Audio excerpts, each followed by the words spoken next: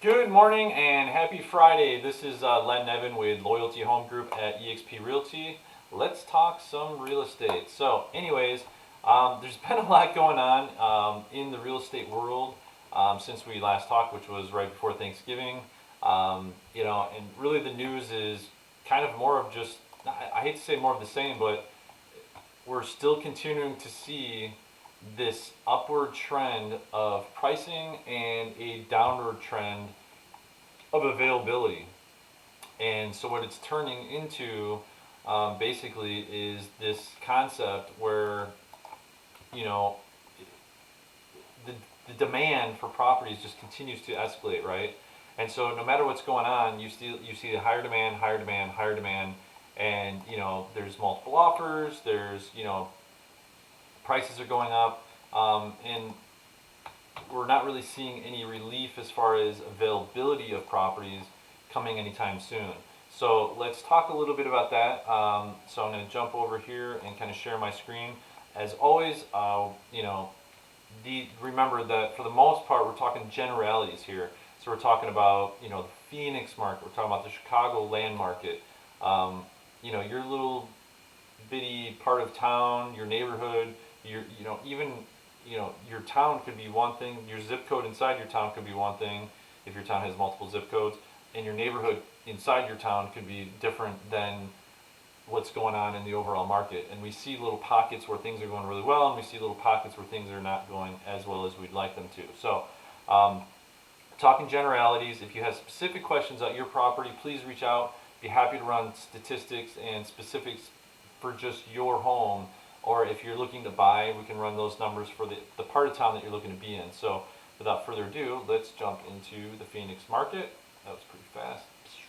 So this is what's called this is one of the tools that we use here in Phoenix. It's called the Cromford Market Index. What it allows us to do, is to really just kind of gauge what's going on in the market, and that way we can kind of see which direction it's going. So this is what's called the buyer demand curve. Really, it's called the Cromford Market Index, but I call it the buyer demand curve. As this goes up, buyer demand is increasing. As it goes down, buyer demand is decreasing. So I call it the buyer demand curve. And as you can see in the Phoenix market, this was a 1 year snapshot. So year's going well, COVID jumps back, and we've kind of trickled up in here, and now we're seeing an uptick again happening right now. How far that will go, nobody knows. And this was just updated yesterday, so this is accurate in up-to-date information. So this is the Cromford Market Index.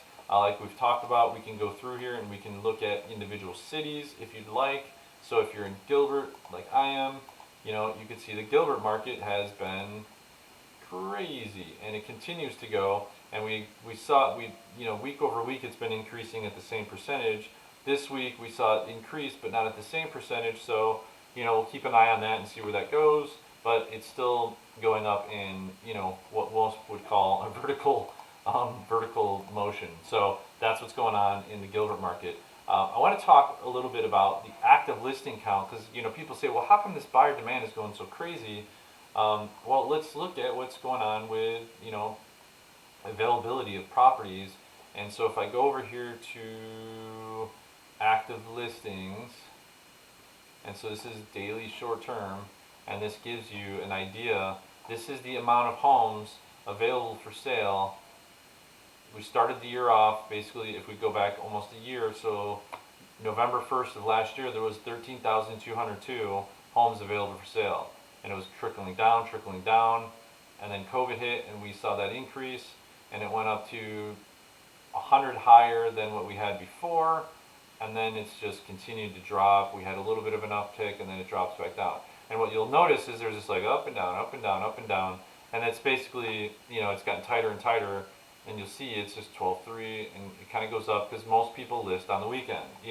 Thursday, Friday, Saturday is kind of the big days to hit the market, so that's why you see this kind of a wave effect going on.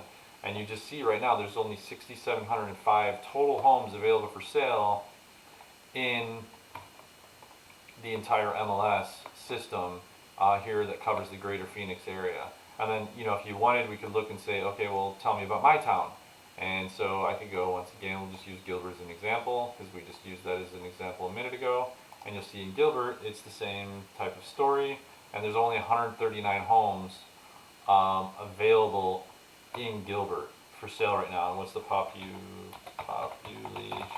of Gilbert, Arizona?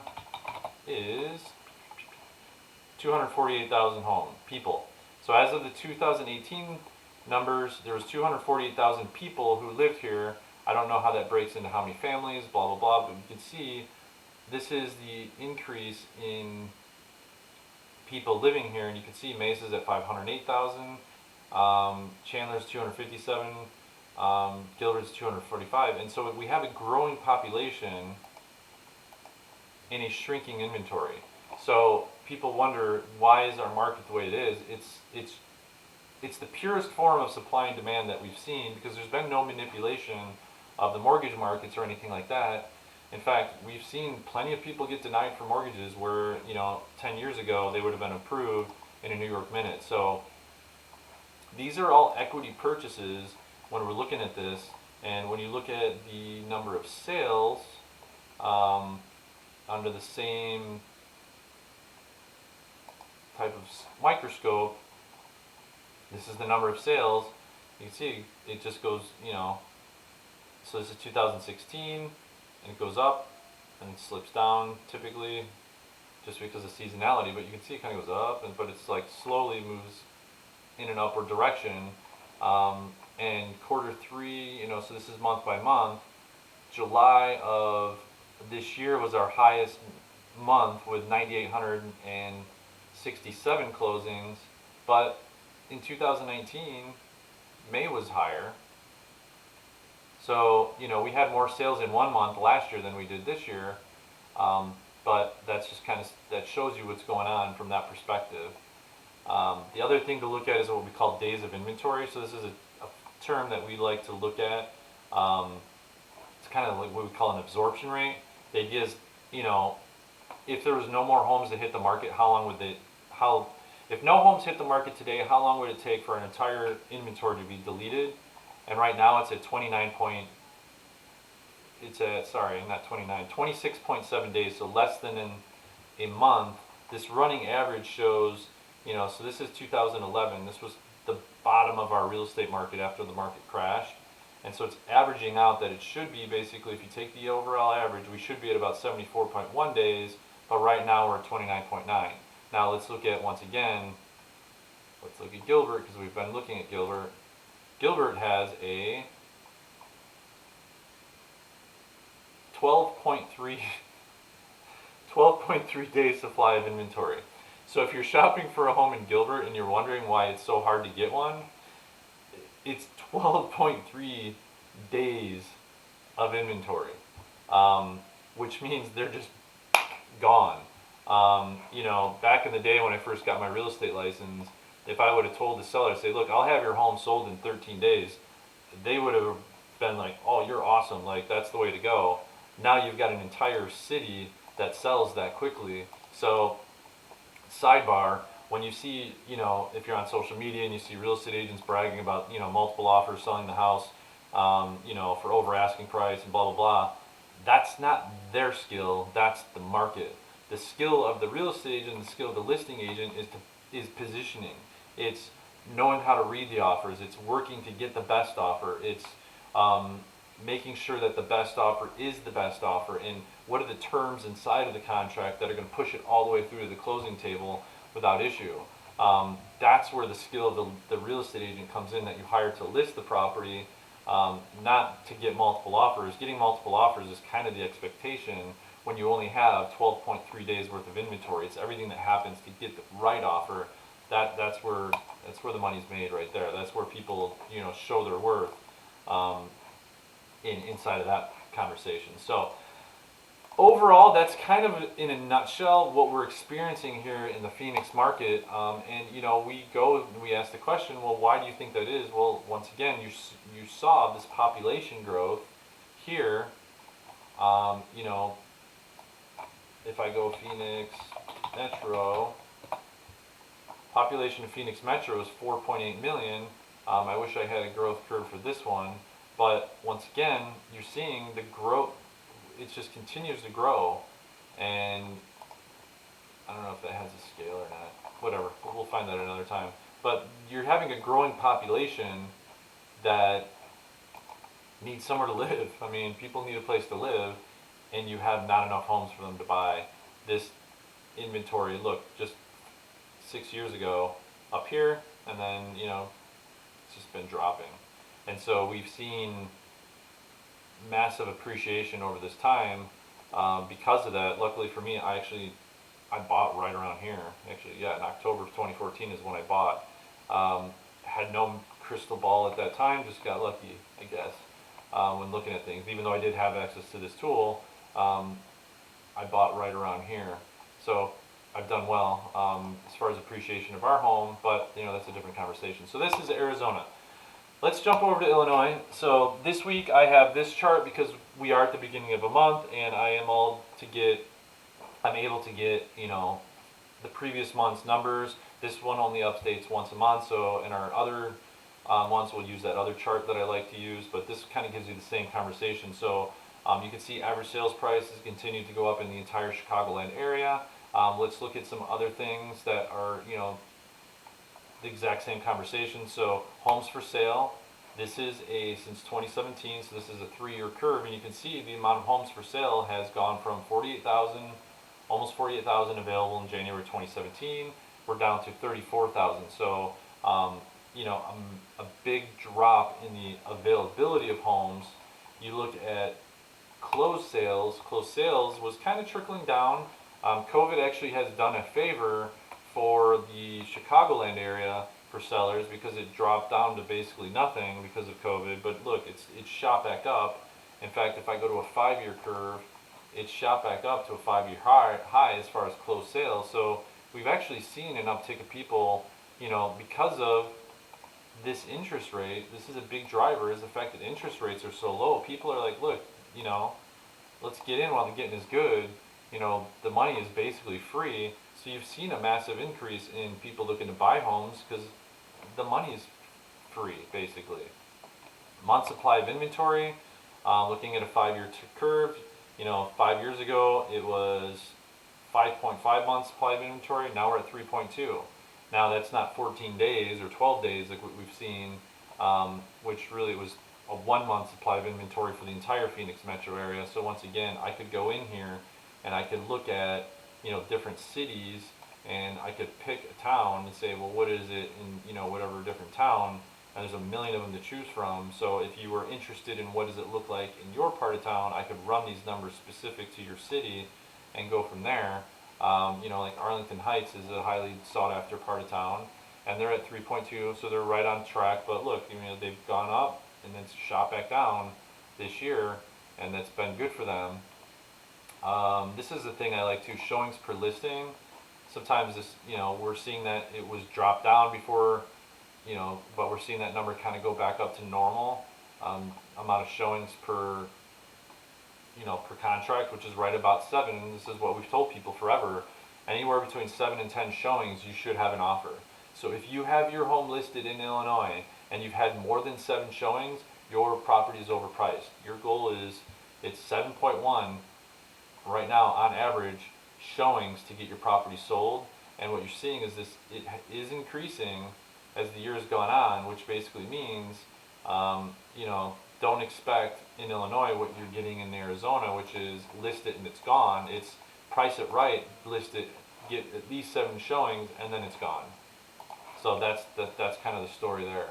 And closed sales is back up to kind of a, what was the all-time high? 13. This is a monthly, month to month, 1375, and it's at 1371. So in a 5-year term, it's basically almost at a high, and that's looking good. So Illinois is looking healthy from a real estate market perspective.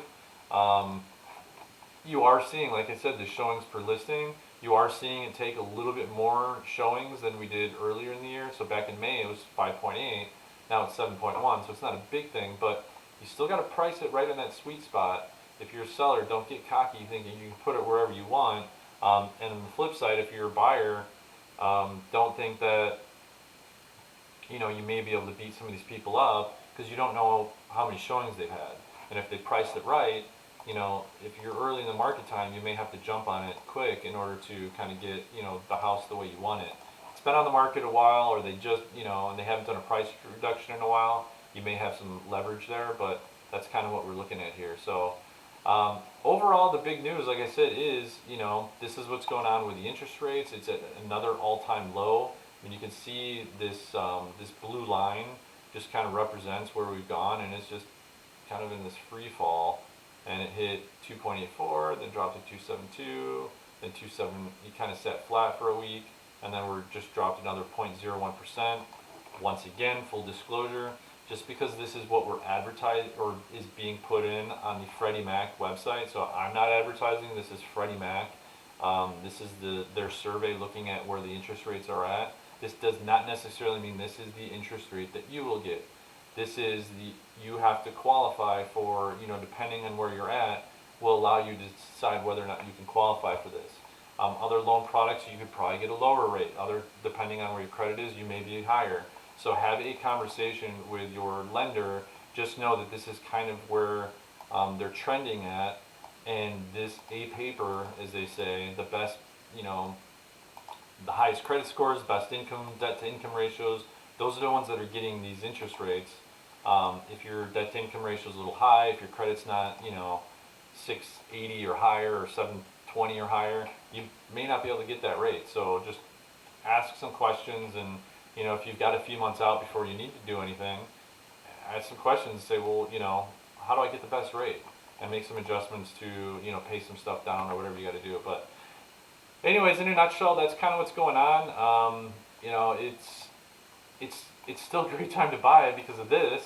So, as the rate goes down and the prices go up, it still keeps you at a flat, at the end of the day, it's about what's your monthly, mortgage payment.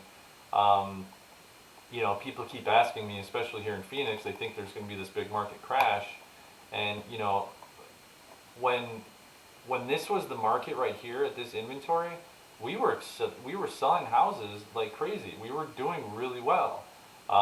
This was more of a normal market, and you could see, the days of inventory at that point was at 108 days of inventory, and we're down at 12.2. There's have to be a lot of reverse trend to get back up into here. And the issue is, or the problem is, if you want to call it that, is we still have a growing population. We still have a great interest rate. We still have plenty of qualified buyers who are looking to buy a home. And until that, the only way to grow inventory is to have the supply stop. We could have 500 homes hit the market that wouldn't necessarily normally hit the market this week, and they would be absorbed real quick, and we would see one of these little blips up, and then it would just trickle right back down. You'd have to have a steady supply of homes that continue to hit, and that would be something that would reverse this trend. But even when it was here, this is like more of a normal market. We were still selling homes within 30 days. It wasn't, we were doing well. We were happy with, buyers were making some good deals. Sellers were happy. There's a lot of stuff happening here. So we're definitely nowhere really near an emergency stop point to where we should be freaked out about anything. The key is, if you're a buyer in this market, have your stuff together and make sure that your agent knows how to present your offer in a way that's going to get it looked at and accepted. And that takes some skill as well. So reach out if you have any questions. I'll be happy to answer whatever I can for you, and we'll catch you next time. Thanks for watching.